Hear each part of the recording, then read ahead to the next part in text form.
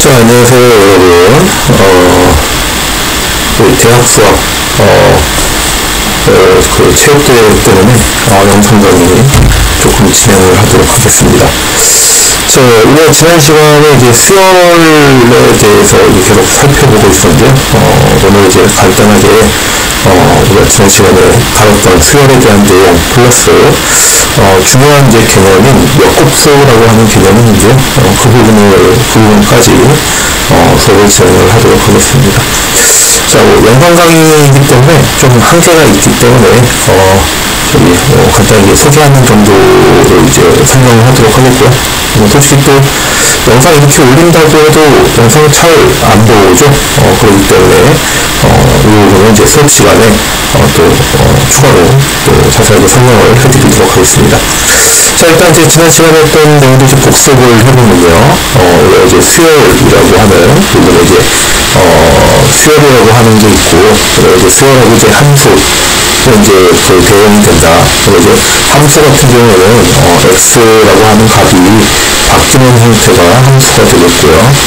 그 다음에 수열은 x가 아니고 이 항이 순서대로 이렇게 연달아서 값이 이제 바뀌는 형태가 수열이 되겠다. 그래서 이 첫 번째 항, 두 번째 항, 세 번째 항이라고 하는 이 n이라고 하는 값에 의해 가지고 값이 어떤 수축에 의해서 바뀌게 되는 거다.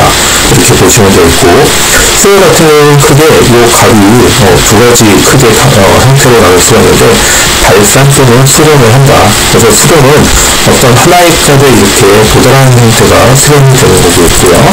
그 다음에 발산이라고 하는 거는 세 가지 패턴을 볼 수가 있는데, 양의 무한대, 음의 무한대, 또는 이제 진동, 이 세 가지 형태로 값이 이렇게 나올 수가 있게 되겠습니다.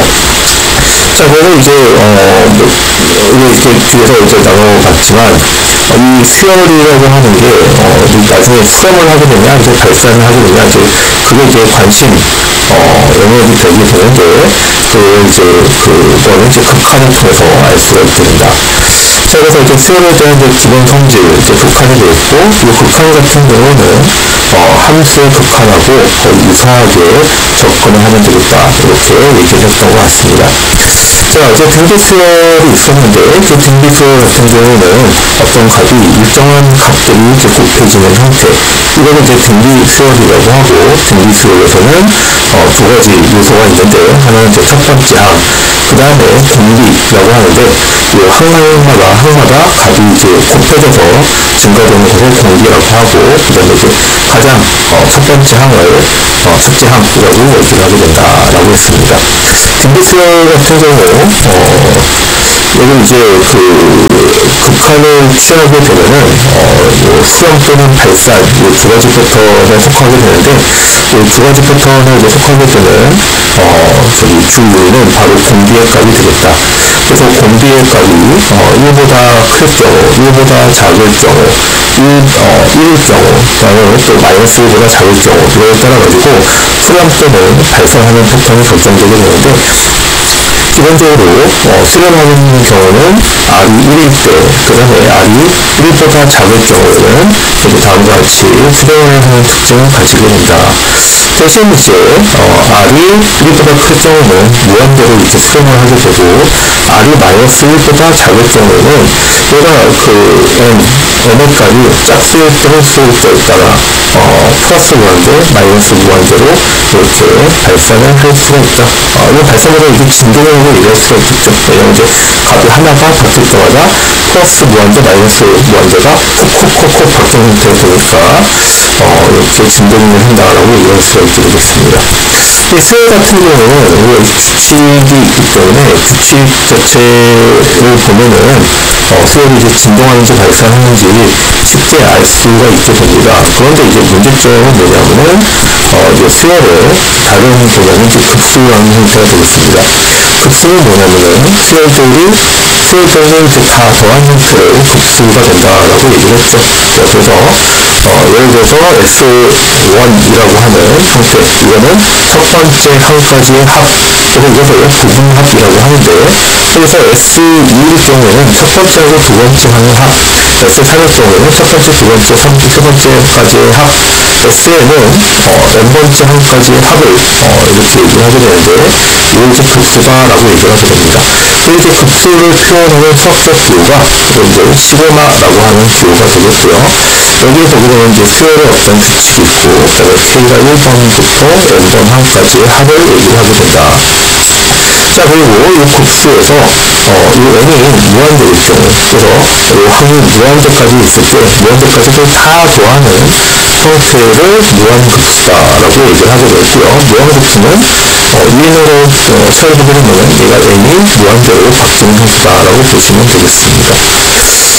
자, 그리고 이제 그 무한급수 같은 경우도 수열이 이제 수렴을 하는 거에 따라가지고 무한급수가 수렴할 수도 있고 발생할 수도 있게 됩니다. 그래서 수열 같은 경우는 이게 찾기가 쉬운데 수렴할지 발생할지, 무한급수 같은 경우는 이걸 다 더해봐야지 안단 말이에요. 그래서 무한급수가 좀 수렴하는지 발생하는지 이 부분이 우리가 이제 관심 분야가 된다라고 이렇게 얘기할 수가 있게 되겠습니다. 그래서 여기서 이제 다루는 규칙을 이제 어떤 룰을 이제 찾아봤는데, 봤더니 무한급수의 합이 수렴할 경우에는 수열의 극한값은 0이 된다. 수열의 극한이 뭔가 값이 있을 경우에는 그걸 다 더하는 거니까 이런 수열 같은 경우는 수렴을 0으로 떨어져야지만 실제 무한급수일 경우에는 값을 이제 수렴을 하는 값을 가지게 된다라고 하는 원리가 되겠습니다. 이건 여러분들 여기서 조금만 이렇게 생각해보면 쉽게 알 수가 있는 내용일 것 같고요. 자, 그래서 무한급수의 부분합이 어떤 값에 이제 가꿔질 때가 있는데, 이게 어떤 값에 가꿔질 때 이 값 S라는 거에 수렴을 한다라고 얘기를 하게 되고요. 그다음에 이 무한급수가 수렴을 할 때 이 S라는 값을 가지게 되면은 무한급수의 합이 어떤 값으로 수렴을 한다라고 이렇게 표현할 수가 있습니다. 자, 그래서 이런 급수에 대해서는 우리가 지난 시간에 영상을 통해서 이렇게 한번 살펴봤었습니다. 자, 그 다음에 이제 기하급수가 되겠는데, 무한급수 같은 경우, 아까도 얘기했지만 얘 다 더해봐야지 안다라고 얘기를 했는데, 다 더했을 때, 이 공식이 알려진 패턴에 대한 수열은 바로 등비수열이 되겠습니다. 그래서 등비수열을 이제 다 더하게 되면 이 공식이 알려졌어요. 그래서 이걸 기하급수라고 얘기를 하게 되고요. 기하급수의 합의 공식은 오른쪽 같이 같다. 그래서 1 플러스 1 빼기 공비, 이게 분모가 되겠고요. 첫 번째에다가 1 빼기 공비의 n승 이렇게 되는데, 이게 보게 되면 이 n이 무한대로 갈 경우에는 다음과 같이 밑에 있는 4가지 패턴에 의해 가지고 수렴점은 발산을 하게 됩니다. 자, 그래서 이제 이게 좀 헷갈리면 안 되는데, 아까도 봤듯이 수렴을 한다고 급수가 수렴을 할 수도 있고 안 할 수도 있는 거야. 자, 그래서 결국 이제 수렴한다고 이거 다 더하면 수렴되겠지? 그렇게 생각하시면 안 되는 거죠. 자, 그래서 기하급수는 또 이제 다르게 패턴이 있는데, 다음과 같이 수렴하는 경우는 이제 한 가지 패턴만 있습니다. 공비의 절대값이 1보다 작을 경우에는 수렴을 하게 되는데, 수렴에 대한 공식은 1 빼기 r분의 a. 자, 이거는 어떻게 하는 거냐면요, 이 기하급수의 합공식에서 r이 1보다 작다, 절대값이 1보다 작다 할 때 n이 무한대로 하면은 이 항이 없어지거든요. 그래서 1 빼기 r분의 a 첫 번째 n만 남게 된다, 이렇게 값을 구할 수가 있게 됩니다. 그거 말고는 다 이제 무한대로 가거나 아니면은 진전을 하게 되는 패턴을 보여주게 된다, 이렇게 보시면 되겠습니다. 자, 그럼 이제 기하급수 같은 경우는 공식이 알려져가지고 이제 하나로 갔는데, 그러면 이제 다른 수열은 어떻게 해야 되냐? 자, 그걸 이제 다루기 위해서 유계라고 하는 개념을 살펴보게 되었죠. 그래서 이 유계에 대해서 우리가 이제 상계 또는 유계, 하계 또는 아래로 유계라고 하는 개념을 이렇게 배웠습니다. 그래서 이 수열의 값들이 딱 분포가 되어 있는데, 분포되는 값들이 어떤 값보다 넘지 않는다라고 이렇게 했을 경우는 어떤 값을 우리가 상계라고 얘기를 하게 되고요. 그 다음에 집합들, 상계보다 밑에 있는 원소들을 모두 불러서 위로 2개라고 얘기를 합니다. 자, 그 다음에 어떤 값들이 있는데 이 값들이 분포되는 게 어떤 값보다는 다 큰 거야. 자, 그럴 때는 이거를 하계라고 얘기를 하게 되고요. 그다음에 이 원소들을 아래로 2개라고 표현을 하게 됩니다. 자, 그 다음에 어떤 집합이 어떤 상한값하고 하한값 사이에 있을 경우에 이거를 둘 다 원소들의 집합을 2개라고 표현을 하게 되는 거죠. 그래서 이 개념을 이용을 해서 어떤 식으로 하냐면은 이 곱수들이 수렴하는지 발산하는지 판정을 내리게 된다라고 얘기를 할 수가 있겠습니다. 자, 그래서 앞에서 있지만은 우리가 이제 기하급수 기하수열 아니고 등비수열만 급수에 대한 공식이 알려졌다고 그러겠죠. 자, 그렇기 때문에 기하수열이 아닌 경우에는 그러면은 왜 어떻게 알아야 돼요? 그 공식을 만들어야지, 찾아야겠지. 그 공식을 모르는 거야. 그래서 이 공식을 모르는 상태에서 어떻게 얘가 수렴하는지 발산하는지 알 수 있을까? 자, 그래서 이때 이용하는 게 수렴 판정법이 된다. 그 수렴 판정법 같은 경우는요, 이쪽 분야를 보게 되면, 교재 보시면은 페이지에 걸쳐가지고 다양한 판정법을 이렇게 다 소개를 하고 있는데요. 이것까지 다 얘기하기에는 우리가 이제 수업 과정상 개념만 이제 소개를 하기 위해서 이 비교 판정법 하나만 소개를 하고 넘어가게 되겠습니다. 자, 비교 판정법 같은 경우 보게 되면은 우리가 이제 급수에 대한 용어를 쭉 한번 먼저 짚고 넘어가야 되는데 비교 판정법 딱 이해서 봐야 되겠죠. 그래서 양항급수인 경우에 이렇게 여러 가지 비교 판정법, 격분 판정법, 피록수 판정법, 급한 비교 판정법 이런 것들이 있고요. 조대급수 판정법 같은 경우는 절대수렴, 비교 판정, n제곱분 판정법이 있는데 그 양항급수하고 조대급수는 뭐냐? 자, 그래서 만약에 이 급수가 양항급수일 경우는 이런 방법을 사용할 수가 있는 거고 조대급수일 경우에는 이런 방법들을 사용할 수가 있게 된다.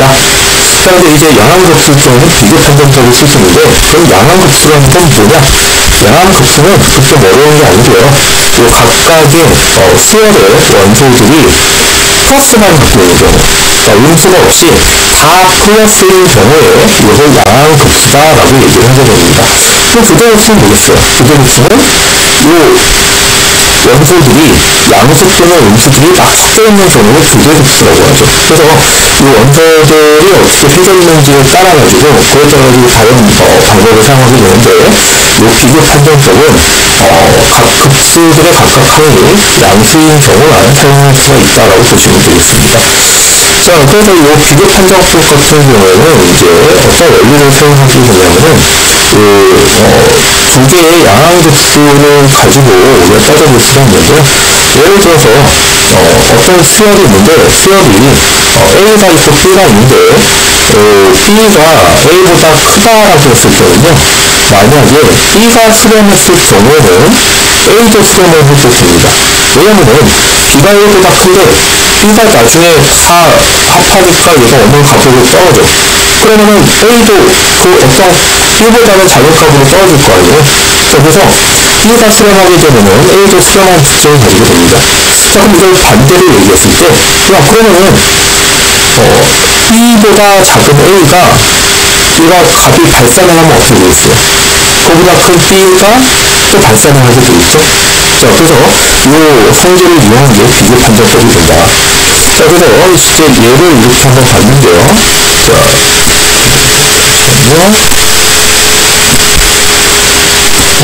바꾸라고요? 네.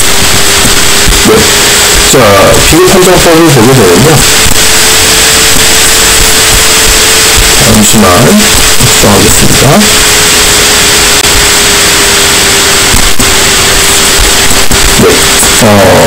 다음과 같은 예를 한번 보도록 하겠습니다. 자, 수열이 있는데요. 수열이 자, n 팩토리얼 분의 1가 계승이었죠. 그래서 n이 계승인데 요것을 역수를 취하는 게 역수를 취해가지고 이제 다 더한 급수가 수렴하는지 발생하는지 이제 따져보려고 하는 방법이 되겠습니다. 자, 그래서 이제 계승 같은 경우, 그러면 이제 계승이 분모가 들어가거든요. 그렇기 때문에 이게 공식이 어떻게 되지? 이 공식이 이렇게 따로 이거 배운 게 없죠. 자, 그래서 이거를 이렇게 수렴하는지 이제 따지기 위해서 우리가 이제 봤던 비교 분석법을 한번 적용을 해볼 겁니다. 자, 여기 보게 되면은 이제 그래서 비교 분석법을 쓰려면은 먼저 요 하나의 그 수열하고 알려진 수열을 우리가 이제 판정하려고 하는 수열하고 그 다음에 합의 급수가 알려진 수열을 사용해 봅니다. 근데 이제 우리가 앞에서 합에 대한 공식이 알려진 수열이 바로 그거였죠. 등비수열이었죠. 그래서 자, 등비수열하고 그 다음에 계승 AN을 이제 한번 비교를 해봅니다. 자, 그래서 이제 쭉 한번 나열을 한번 해봤어요. 그래서 n 팩토리얼 분의 1은 1 팩토리얼 분의 1, 2 팩토리얼 분의 1, 3 팩토리얼 분의 1, 4 팩토리얼 분의 1. 자, 이렇게 계속 증가를 해도 되고요. 그 다음에 B의 n은요, 2의 1승, 2의 1승의 1승, 2의 2승의 1승, 2의 3승의 1승 이런 식으로 증가를 하게 됩니다. 자, 그래서 여기 보게 되면은 A보다 B가 훨씬 더 작죠. B가 더 훨씬 더 크죠. 자, 그래서 B보다 A가 더 커. 자, 그러면은 B 같은 경우는요, 우리가 등비수열의 등비급수, 지하급수에 대한 공식이 있으니까 다음과 같이 공식을 쓰게 되면요, 얘가 무한대로 갈 때 2라는 값을 가지게 됩니다. 자, 그리고 앞에 되어 있지만은 이걸 다 더했을 때 공식은 우리가 모르는 거죠. 모르기 때문에 자, 방금 봤던 AN하고 BN이 있는데 BN이 수렴을 하게 되면은 BN에 대한 급수의 값이 수렴을 하게 되면은 A도 수렴을 하게 되는 특징을 가지게 된다. 자, 그래서 이거는 뭐냐, 그래서 결론은 뭐냐면은 B가 A보다 계속 하나씩 비교되니까 B가 더 큰데 B가 2라는 값을 수렴한단 말이에요. 자, 그러면은 A도 수렴을 하겠지. 그런데 A 수렴했을 때 수렴값이 얼마인지 잘 몰라. 그런데 그래도 2보다는 작다. 왜? B를 다 더한 지하급수의 합이 2니까 내가 2를 넘을 수는 없는 거는 방금 봤던 우리가 이제 공식에 의해서 확인할 수가 있게 되는 거겠죠. 자, 그래서 비교 판정법에 의해서 얘가 값이 2보다는 작아. 근데 이제 거기서 정확한 값은 구할 수가 없지만 그래도 이보다는 작은 값으로 이렇게 수렴을 하겠다라고 우리가 대충 때려 맞출 수 있다라고 보시면 되겠습니다. 이게 약간 여기 지금까지 수학 배웠던 것들 보게 되면은 약간 뭐라고 하죠? 야매 같은 느낌이 들죠? 왜냐면은 지금까지 여러분들이 배웠던 수학들은 값이 하나 탁 하고 떨어져야 되는데 이제부터는 이렇게 값이 떨어지는 형태가 되는 게 아닙니다. 얘가 얼마보다 커졌다. 이건 이제 정확하게 우리가 알 수가 없으니까 근사적으로 우리가 아는 이런 기법, 이런 것들이 많이 사용을 하게 된다. 이렇게 보시면 되겠습니다. 자, 그러면 지금까지가 이제 지난 시간에 우리가 했던 내용들에 대한 쭉 복습이 있고, 자, 이번 다룰 내용을 살펴보도록 하겠습니다. 자, 역급수라고 하는 형태가 되겠는데요. 역급수는 좀 여러분들이 좀 헷갈릴 수가 있어요. 그래서 이 개념을 먼저 한번 살펴보도록 하겠습니다. 자, 보게 되면은 수열인데 우리가 다항식을 만드는 수열이다라고 이렇게 보시면 되겠습니다. 자, 그래서 얘가 x가 계속 반복되는 수열.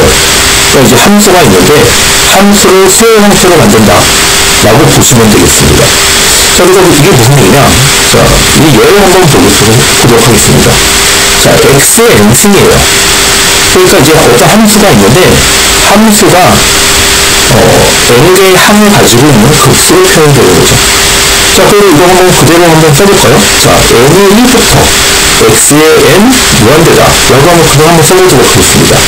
자, 1 더하기 x가 1일 때, 그 다음에 x의 1, x의 2, x의 3 n이 증가할수록 x가 계속 증가를 하게 되겠죠. 자, 그래서 이 함수 형태가 x의 무한대 다항식이 되는 형태가 된다라고 보시면 되겠습니다. 자, 또 밑에 있는 예를 한번 볼까요? n이 0일 때 n 팩토리얼분의 x의 n승 이렇게 낼수 있겠네요.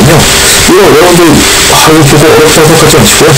여기 있는 숫자가 하나씩 증가하면서 여러분들이 규칙을 판단하시면 되겠습니다. 그래서 쓰시면 돼요. n이 0일 때 0 팩토리얼 분의 n이 0일 때 x의 0승 더하기 그 다음에 n이 1일 때죠. 1 팩토리얼의 x의 1승 2 팩토리얼의 x의 2승 3 팩토리얼의 x의 3승 쭉 하면 어떻게 n 팩토리얼분의 x의 n승 이라고 하면 다항식이 만들어지게 된다. 이렇게 보시면 되겠습니다. 그래서 곱수는 어떤 미지수의 다항식을 만드는 형태를 곱수라고 이렇게 얘기를 한다라고 보시면 되겠습니다. 자, 그리고 이제 곱수 같은 경우는 여기 이렇게 써있는 것처럼 x 값에 따라 가지고 이 다항식의 값이 결정이 되기 때문에 이 자체가 수렴한지 발산한지가 아니고 이렇게 다항식이 만들어졌을 때 x 값이 어떻게 되느냐에 따라 가지고 수렴 또는 발산이 되는지를 확인할 수가 있게 된다. 이렇게 보시면 되겠습니다. 자, 그러면 곱수의 형태인 테일러 다항식이라고 하는 공식을 보도록 하겠습니다. 자, 테일러 다항식은 이게 여러분들 보면 딱 눈으로 보면 함수가 되게 복잡해 보이잖아요. 근데 이 복잡해 보인다고 너무 겁먹지 마시고 이거 그대로 하시면 돼요. 자, 먼저 한번 정의를 보도록 하겠습니다. 어떤 함수 fx가 있습니다. 자, 그런데 fx가 어떤 값을 넣을 수가 있죠. 그래서 이 x에다가 a라고 하는 값을 넣었어. 자, 그런데 x가 a라는 값을 넣었을 때 얘가 미분이 이제 만약에 된다. 그래서 f의 도함수가 있고 f의 유기의 도함수, 분계 도함수 이게 있을 때 그럴 경우에 fx를 p의 n의 x 같은 몇 곱수의 형태로 표현할 수가 있다. 이렇게 되어 있습니다. 자, 이거 제가 설명해도 말로 어려운데요. 자, 간단하게 생각해서 함수가 어떤 함수가 있는데요. 이 함수를 좀 이렇게 변형을 해가지고 다른 형태로 만드는 거다. 어떤 형태냐? 그 형태가 몇 곱수라고 하는 형태로 만드는 거다라고 이렇게 보시면 되겠습니다. 자, 그래도 이게 여러분들이 개념이 조금 어려울 수가 있는데 일단은 이 형태가 어떻게 되는지 보도록 하겠습니다. 그리고 이 몇 곱수 형태는 다음과 같은 공식을 따르게 되는데요. k팩토리얼분의 x 빼기 a의 k승 그다음에 f의 여기 가로하고 k 미분인데 이건 미분이 되겠습니다. 근데 어떤 미분이냐? a라고 하는 값을 가릴 때의 미분 이렇게 보시면 되겠습니다. 이 공식이 너무 복잡하잖아요.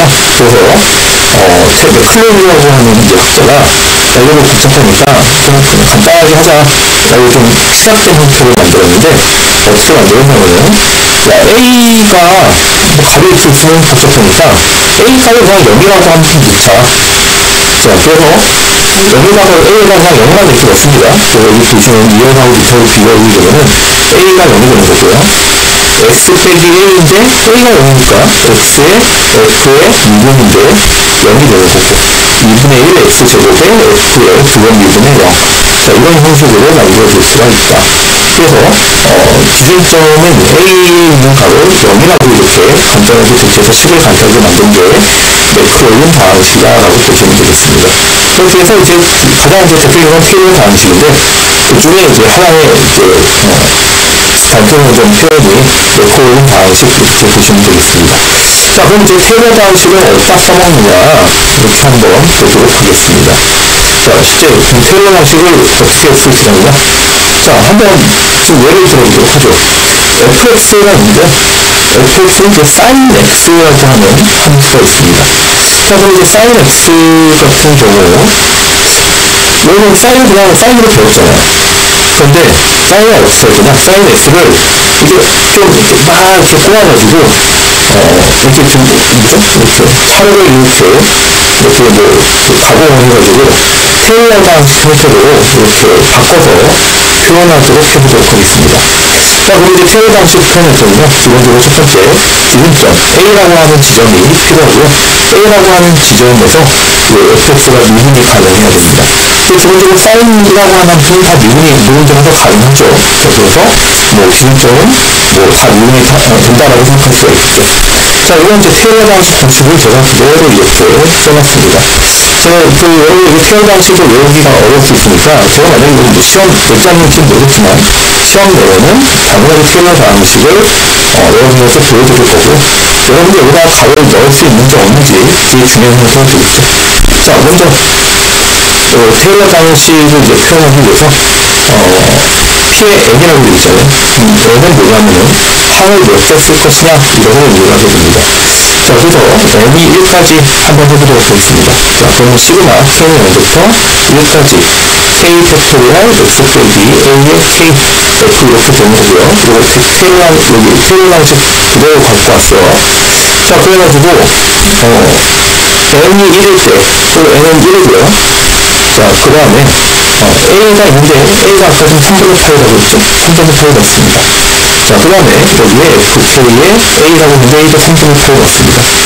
자, 그러면 이제 시그마니까 여기에 K가 0일 때, 1일 때 이렇게 표현하면 되겠죠. 자, K가 0부터이니까 K는 0이라는 값을 가지고 있고 1이라는 값을 가지게 됩니다. 자, 그럼 여기다가 한번 써보도록 하겠습니다. 자, 먼저 K가 0일 때는 0 팩토리얼 빼기 x 빼기 3분의 파이의 0, K가 0이니까 여기 뭐가 값을 가지든지 간에 그냥 1이라는 값을 가지고 되겠죠? 어떤 값의 양승이기 때문에 얘는 그냥 1이라는 값을 가지고 되는 거고요. 그 다음에 F의 0의 A 되는 거니까 F의 0이라는 거는 미분 한 번도 안 한 거죠. 그렇기 때문에 F에다가 3분의 8을 넣은 거랑 같다. 근데 여기는 이제 식 분석선도 간단하게 바뀌었고요. 자, 두 번째는 K가 1일 때가 되는 거니까 K가 1일 때가 되는 거니까 자, 1에 한번 K가 되도록 하겠습니다. 자, 1 팩토리얼 되었고요. 그 다음에 X 빼기 A가 있는데 A가 3분의 8, 그 다음에 1이 1, F 한 번 미분하고 그 다음에 3분의 8 이렇게 되는 거니까 X 빼기 3분의 8에다가 F에 미분한 거에 3분의 8라고 이렇게 쓸 수가 있다. 자, 그럼 이제 한번 여기부터는 이제 F 3분의 8, X 빼기 이렇게 되는 거니까 이건 X에 대한 식이 나오게 됩니다. 자, 그럼 한번 써보도록 하겠습니다. 자, 이거 계산기 여러분들 때려보시면 되죠? 계산기에다가 자, 3분의 8 한번 이렇게 넣어보시고요. 그럼 계산기 3분의 8이라고 하는 거는 얘가 2분의 루트 3 돼가지고 0.86603 이런 값을 가지게 됩니다. 여기 지금 계산기로 한번 시행해 보셔가지고 0.86603 나오는지 확인을 해보시겠고요. 자, 그래서 사인 3분의 8은 0.368처럼 나오고요. 그럼 여기 보면은 x 빼기 3분의 8에다가 코사인 3분의 8가 나오게 된다.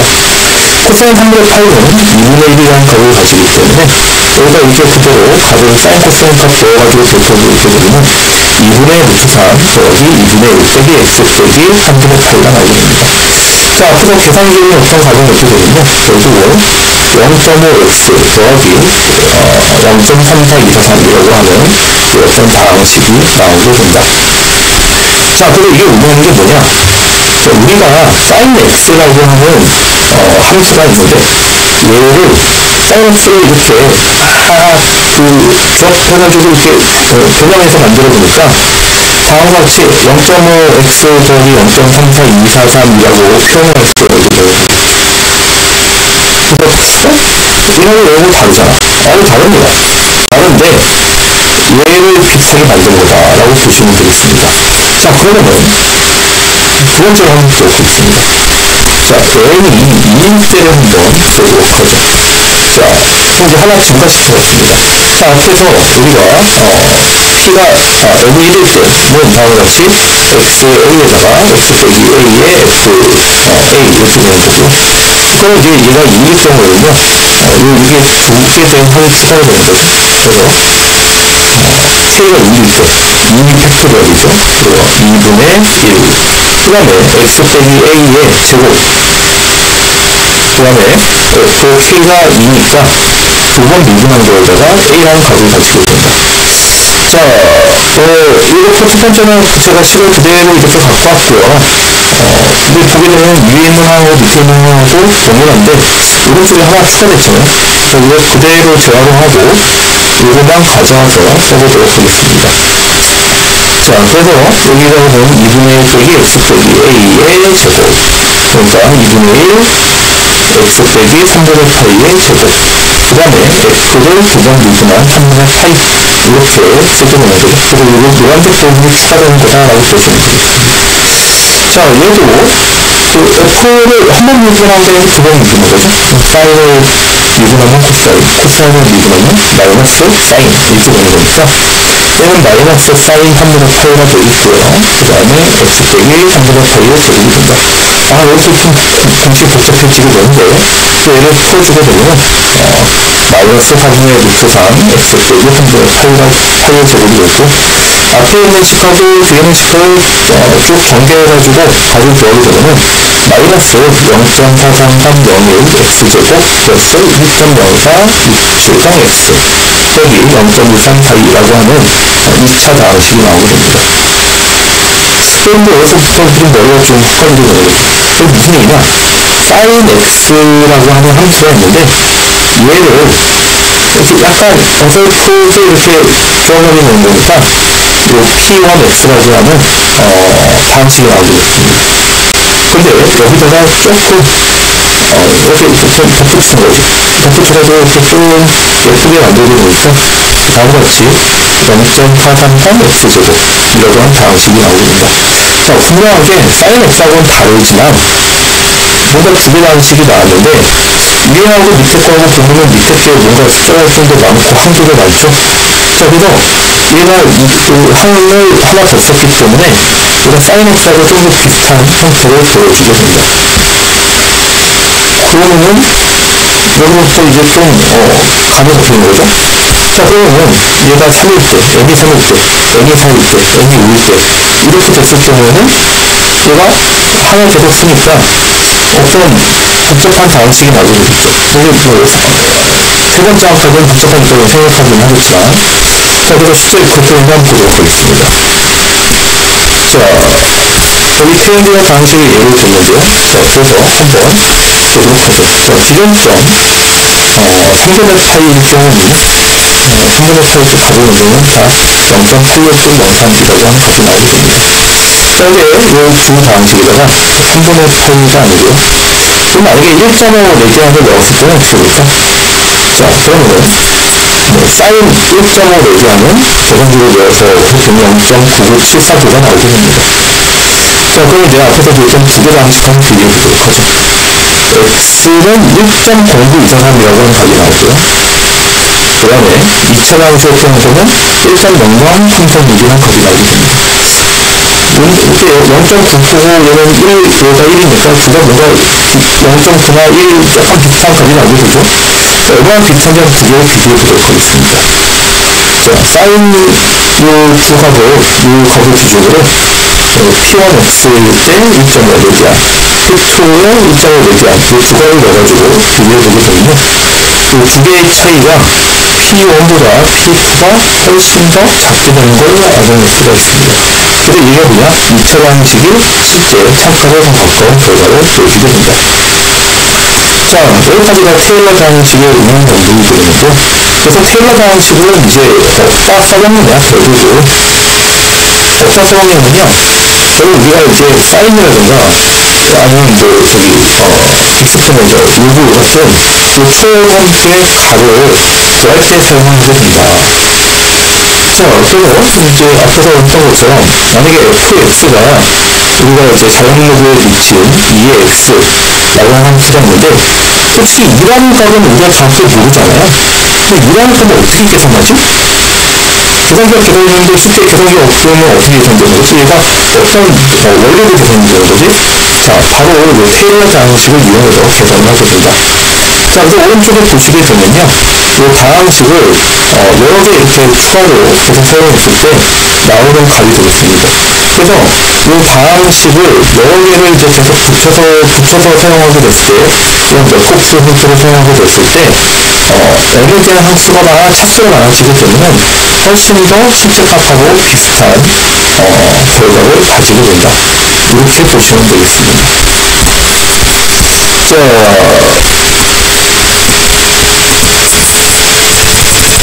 이 부분이 이제 마지막이 되겠는데요. 이제 안 넘어가요. 잠시만요.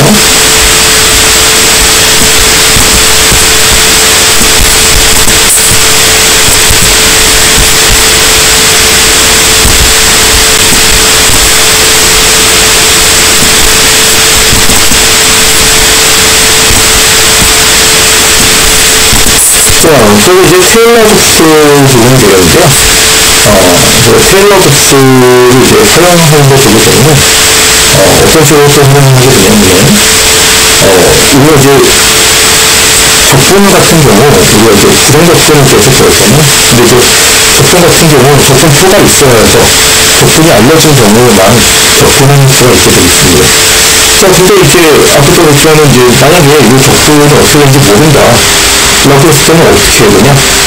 그랬을 경우에는 이 적분을 테일러 방식으로 이렇게 변형해서 사용했을 경우 얘는 이제 그 x에 대한 방식은 x의 레슨 이렇게 나오기 때문에 이거 같은 경우에는 적분으로 이렇게 바꿔서 풀 수가 있다라고 보시면 되겠습니다.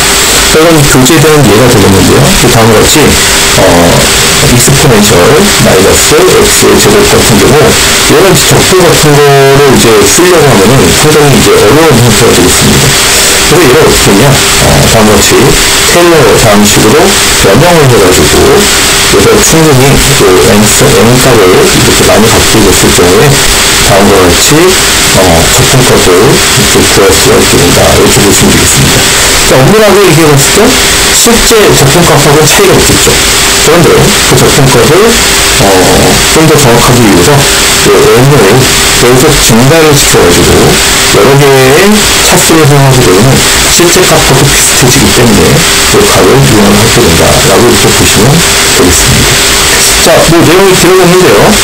우리가 이제 몇 곱수 같은 경우는 우리가 이제 수업 시간에 다시 진행을 이제 하도록 하겠고요. 그 다음에 이제 이 테일러 곱수 이후에는 행렬이라고 하는 부분을 강의를 진행하도록 하겠습니다. 자, 여러분들 저기 체육대회 때 제가 듣기로는 족발 준비했던 것 같은데 맛있게 먹었는지 모르겠습니다. 비도 오고 좀 조금 아쉽긴 하지만 여러분들이 같이 단합을 하시고 그 다음에 앞으로 선택을 하기로 좋은 관계, 그러면 또 학생의 활동도 이렇게 열심히 하시면 충실한 학교 생활이 되지 않을까 싶습니다. 자, 그럼 수고 많았고 우리 다음 시간에 보도록 하겠습니다. 자, 그럼 여러분들 안녕!